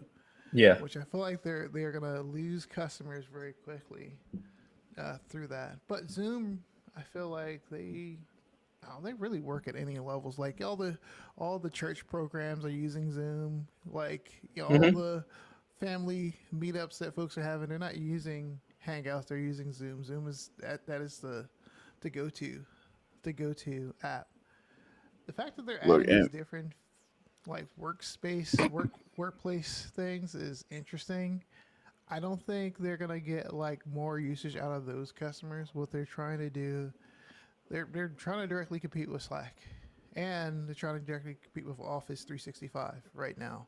Because Office, really, I think that is the target. Because Office 365 is eating a lot of folks' lunch because everything is bundled in. Even if you don't want Teams, you get Teams. Yeah. Now you got So your Copilot. get the Copilot that's in there. Yeah. But I don't know. I like the Zoom product. I like, actually, you know what it is? I like their UI. I like the UI on Zoom. I like how they arrange their buttons. Everything is a little bit more, feels like a little bit more polished. I was looking at the workplace the Zoom workplace thing that they're putting together and the docs situation. It looks cool. I don't say it looks cool. I might give it a try. Maybe this, like, they're competing against Notion now. Like, I'm sure if Notion was using Zoom, they might have to think about, should they use Zoom? Do you want to feed your competitor who's going to try to destroy you? Right? Yeah. You know? So these are all calculations that have to That happen can now. be acquisition. But it looks good. I gotta say, it looks good. So I'm gonna try it and see how it kind of works and things like that. My only request is to make sure that if you're gonna have an integrated system that has all these components in there, like, make it easy to search documents. That's the only thing I ask. Everyone fails at this. End up having to get like third-party things in order to help you search for documents that you create. Like, please don't mess that up. If you can get that right, you might actually get me as a user. So, what else is in there? Yeah. So the AI companion, that's also pretty interesting. I think they're a little bit ahead of time with some other folks on being able to, like, you know, take a conversation that you're recording and actually do something useful for it and give you feedback and meeting notes and stuff like that. I know there's like other AI that's out there that's kind of like very focused on this space, but Zoom side is really good. It's very well integrated. But also too, one of the controversies with Zoom is they were going to use your data to train their models if you liked it or not. Yeah, there was that. That's hopefully they've backtracked on that. Did they rescind that thing? Because they will not get enterprise companies for that. They are very. That's something folks want to protect their IP and their knowledge base that is documents. It's really, I think it's important. That's it. It's really important for them. So I don't see having that forced upon users is not a great way to get into. So like they rescinded it. It says Zoom says it will not train AI on calls without your consent, but other data of yours is fair game. Oh no! Okay. What in the world? Hopefully they get that straightened out. That might stop me from using, but we'll see. At least from what I'm seeing, the ability to like integrate. It looks like you can like write on documents at the same time, and it shows you exactly where the person is within the document, and you both have a chat window on the side. It looks very reminiscent of another like system I've seen before. So we'll see. And they have a whiteboard. I love a whiteboard. Love a good whiteboard. Digital whiteboard. Get that in my. Forget that. Get some good diagrams in my doc integrated nicely. I would appreciate that. But I'll play around with it. We'll see. Maybe I'll have a follow up. Yeah, I'd be interested to see. Yeah. Cool. Well, guys, man, this is actually. I don't know what you guys, but my dog was trying to say hi. I don't know about you guys, but I feel like each episode is becoming more fun, authentic.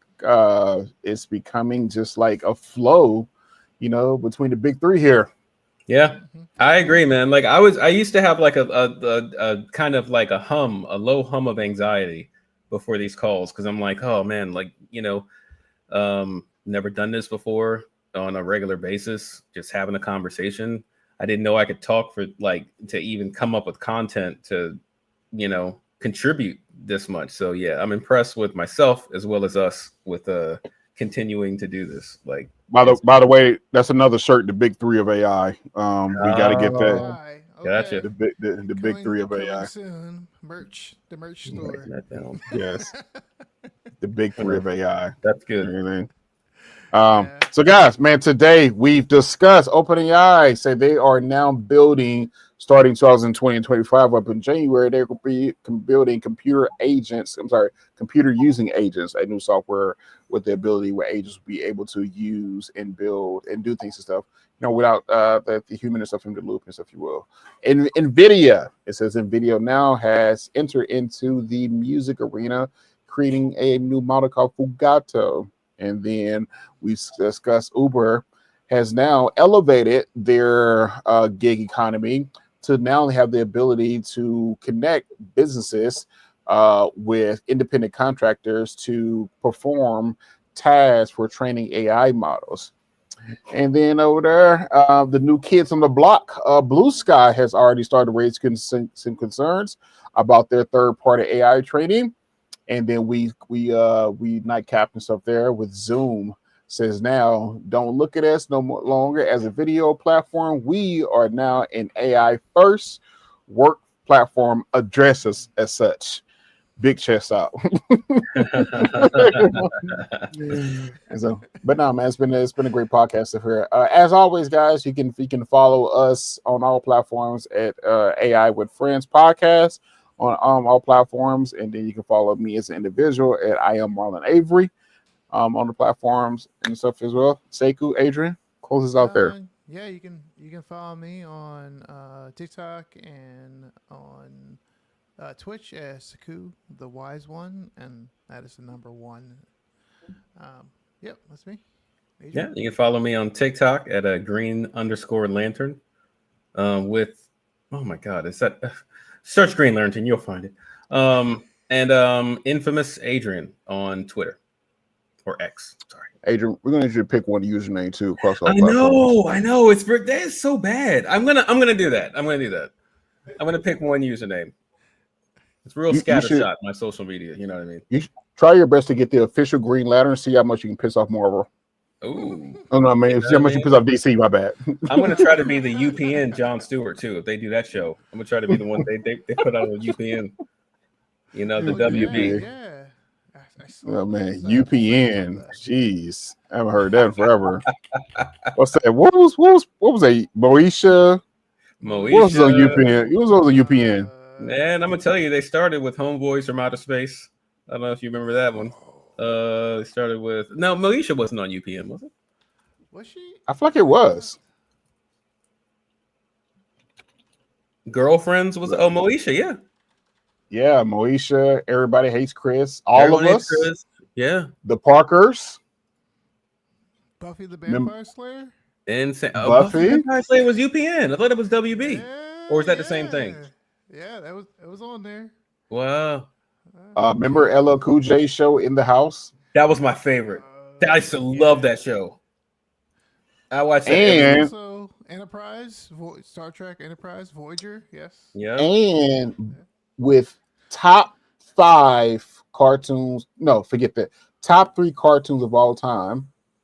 It was on there too as well. Okay. Recess. Yeah, you got it. Recess. Yeah, we should reach out to them to see if we can use their intro as our outro.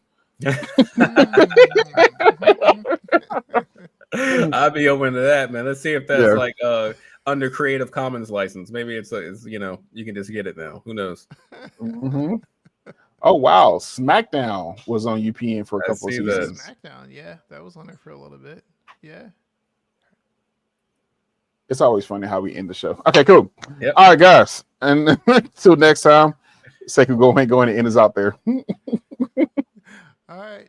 All right, folks. Take it easy. Stay safe. Enjoy your turkey. And remember, Oh, wait, no.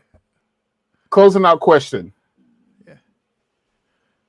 Turkey, you eat your plate. Turkey, dressing, mac and cheese. Let's go greens and cornbread. What's the first thing you bite into? Cornbread. The corn. I got the cornbread and the collard green juice. Yeah, you gotta.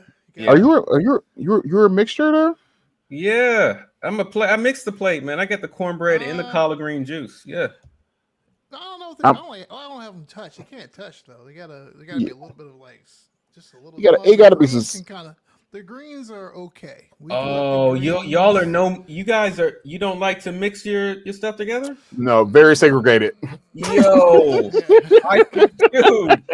I just shovel. I don't care. I'm like candy yams with cranberry sauce with stuffing. No, absolutely not.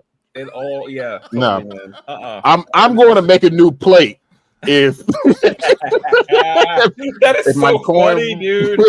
I'm going to make a whole new plate and everything, and I'm eating the dressing first. Bite into the dressing first. The dressing first. That's funny. The dressing bite has got to be perfect. Like, so I like I like a tad, like a slice of cranberry on my fork with the dressing with the turkey. And then that's the bite. I make that bite for every. There's no macaroni and cheese on the plate. You gotta have macaroni and cheese on the plate. Yeah, I put mac on there, but the first bite though. The mac and cheese that much though. The first bite though. What's the first bite though? Yeah, it's that cornbread. Cornbread. Yeah, I gotta get the. I'm going dressing. The first bite. Yeah, because sometimes the cornbread can be, can be a little. Can be a little dry, right? And then you go to the things that the greens would give it a little bit moisture, and you just gotta work your way through it, right? That's you can't just go right down to the dry stuff. Nah, right? You gotta start there and work your way back up. But you got cranberry with the dressing though. At least I ate mine. You got the cranberry sauce with the dressing. We don't have cranberry. We don't have cranberry this year. In the dressing? Not in the dressing, but you have use cranberry sauce and you put the cranberry sauce on top of the dressing. That's different.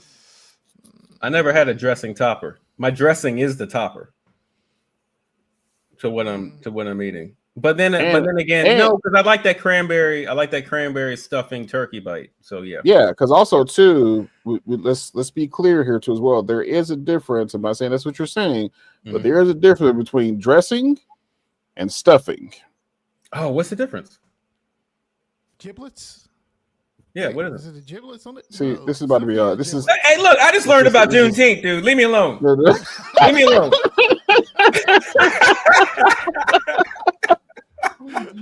Yeah. Okay. Hold on. Okay. Hold on. I'm about to pull up some images and stuff. Dressing. Okay. Here's a pan. This is a good indication right here of dressing because it can be a cornbread style dressing, everything. All right, so here, let's I'm gonna share a screen and stuff here. This is hilarious. Screen. Okay, cool. There we go. You gotta add it. There we go. There you go. So dressing can be a mixture of cornbread and everything and stuff in there. It could have some turkey. I like that. That's what I like. Yeah, so this is dressing and everything. Now let's go. For example, stovetop stuffing. Not stovetop. It can't be stovetop. Just. But no, some people. This is a great example though. Some people use. Some people eat this and everything for Thanksgiving. My stuffing better not look like that ever. I don't like that stuffing. I don't like that stuffing in the top right. You need the giblets. Yeah. This is the juices in there. This is a great example. You got the dressing, you got the stuffing, and everything. Two different worlds and stuff there.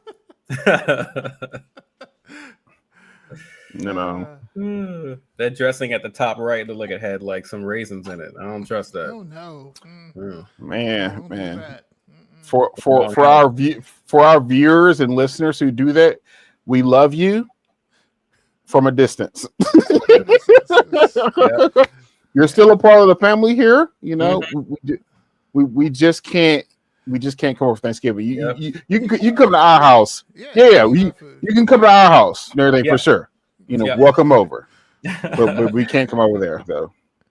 Yeah, and we'll be doing it like a mild audit come potluck season. You know what I mean? Like you won't be just allowed to bring a dish. There'll be a little bit of a entrance exam for you. We'll say that. Here's the last question before we exit out here. Thanksgiving's tomorrow. Mm-hmm. What is the official expiration date of eating leftovers? Expiration date? Eating... Without freezing it. Without freezing. Oh. I live just alone. Like we'll say in the refrigerator. Don't ask me about expiration date. I live alone, dude. It smell. No, if it's not frozen, I got it by like Monday. I gotta go. It can't. By Monday? Yeah, but I freeze everything though. So I feel like we have my little TV dinners and stuff for like a long time. Facts. I would say the full next week. It's full next week. It's at risk of me, eating it. It's the full next week. Taking that chance. I'm typically the last one eating the leftovers too. It's always been the case. Like turkey sandwich for breakfast, turkey sandwich for lunch, turkey sandwich for dinner. Yeah, facts. Variation turkey salad and stuff there. Shrimp gumbo. Yeah. Ooh. All right. That's a whole different discussion. That's a whole different discussion. Okay, we had to save something for the next episode. So. Yeah. That'll be the closing this conversation on the next episode, and we're going to talk about gumbo and superior gumbo starts in New Orleans. No questions asked. Oh, this will be an education then, because I don't know the first thing. I can't wait to hear about that one. Okay, cool. Thank you. Close us out, man. Before we keep going. All right, take care, everyone. See you guys.